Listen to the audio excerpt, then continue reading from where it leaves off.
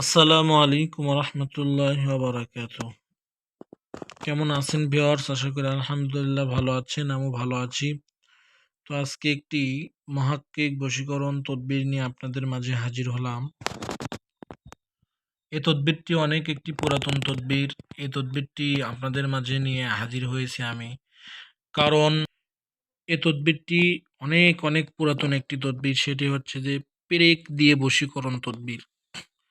পেরেক দিয়ে কিভাবে বশীকরণ হয় সেটাই আপনাদেরকে আমি দেখাবো।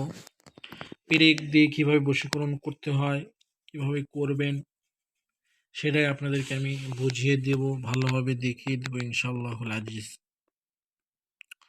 তো এই তদবিরটি কিভাবে করবেন, কেমনভাবে করবেন, কিভাবে করলে কাজ হবে, কিভাবে করলে হবে না, সব ইনশাআল্লাহ আমি আপনাদেরকে বুঝিয়ে দিব, দেখিয়ে দেবো ইনশাআল্লাহুল আজিজ। তো কেউ যদি আমার চ্যানেলে নতুন হয়ে থাকেন, অবশ্যই কাজটি ইজাজত নেওয়ার জন্য কমেন্টে আল্লাহু আকবার, সাবস্ক্রাইব করবেন, একটি বেল বাটন অল করে দিবেন, লাইক দিবেন, কমেন্ট করবেন। আমি আপনাদেরকে এই তদবিরটি উপহার দেব। তাহলেই শুনুন, এখন আমি তদবিরটির বিষয়ে আপনাদেরকে বাতিয়ে দেব, সুন্দরভাবে বুঝিয়ে দেব ইনশাআল্লাহুল আজিজ। তো কেউ যদি হেলার চোখে দেখেন তাহলে এখান থেকে চলে যাবেন। কেউ যদি বিশ্বাস না করেন তাহলে এখান থেকে চলে যাবেন। আপনার বিশ্বাস করতে হবে না বা আপনার আমার ভিডিও দেখতে হবে না। যারা বিশ্বাস করেন না তাদের জন্য এই তদবিরটি নয়, যারা বিশ্বাস করেন তাদের জন্য এই তদবির। তো এই তদবিরটি অনেক অনেক পুরাতন একটি তদবির আমি নিয়ে এসেছি। এই তদবিরটি করার জন্য নিয়ম রয়েছে, কিভাবে করলে কাজ হবে আর কিভাবে করলে হবে না, সবকিছু আমি বুঝিয়ে দেব, সবকিছু আমি সুন্দরভাবে দেখিয়ে দেব ইনশাল্লাহ। তো কিভাবে কাজ করতে হবে সবকিছু আমি বুঝিয়ে দিচ্ছি। এটা প্রেগ দিয়ে বশীকরণ করার একটি কাজ। 7টি লোহার প্রেগ প্রয়োজন হবে। ছেলে সন্তানকে বা সন্তানাদিকে বাধ্য করতে তদবির করতে পারবেন। প্রেমিক প্রেমিকা করতে পারবেন, স্বামী স্ত্রীকে করতে পারবেন, স্ত্রী স্বামীকে করতে পারবেন, সবাই সব্বাইকে করতে পারবেন।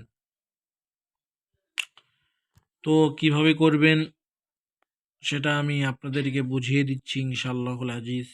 তো কোনো সমস্যা নেই।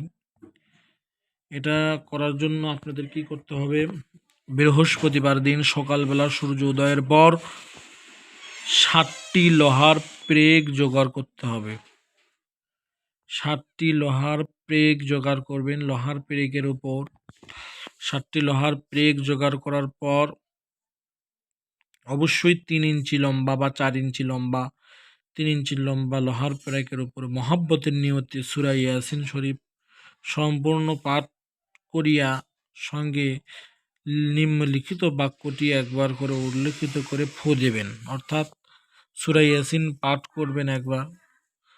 সূরা ইয়াসিন পাঠ করার পর যাকে বশীকরণ করতে চাচ্ছেন তার নাম এবং তার মায়ের নাম পাঠ করে একবার ফু দেবেন। ফু দিয়ে এইভাবে একটি একটি করে 7টিতে ফু দিবেন। 7টি পেরেকের উপরে 7 বার ফু দিবেন। এখানে লেখা আছে সুখতাম দিল ওয়াজান ফুলান বিনতে ফুলান ফুলান আল হব্ব ফুলান বিন ফুলান। তো এখানে বলবেন, আয় খোদা তুমি দয়া করো, অমুকের কন্যা অমুকের মনের মিল মহব্বত অমুকের পুত্র অমুকের সাথে করিয়া দাও, এভাবে বলবেন।